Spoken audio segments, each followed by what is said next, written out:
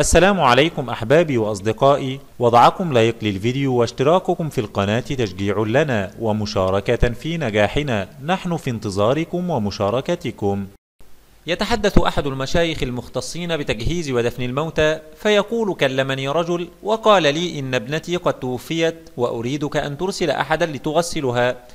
فأرسل الشيخ امرأة تغسل النساء منذ 14 عاما، فذهبت إلى الفتاة المتوفية ودخلت البيت، فقالت لهم: أين الفتاة المتوفية؟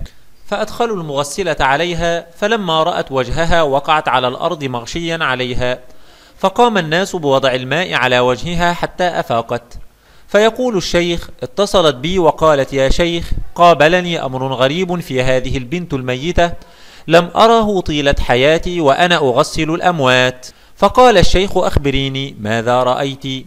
فقالت المغسلة: رأيت البنت ملقاة على ظهرها، ولكن يدها اليمنى فوق رأسها ويدها اليسرى في وسطها، ورأيت رجلها اليمنى مرتفعة عن اليسرى وكأنها ترقص وهي ميتة، فحاولت أن أرجع يديها ورجليها مكانهما فلم أستطع. فقال الشيخ: اسألي أمها ماذا كانت تفعل.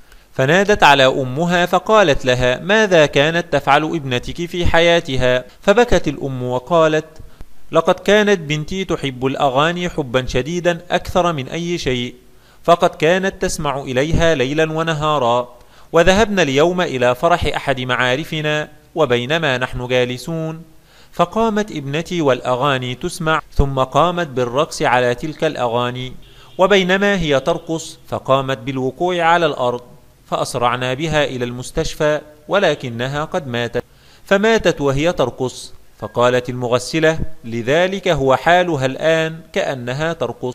قال النبي صلى الله عليه وسلم: يبعث المرء على ما مات عليه.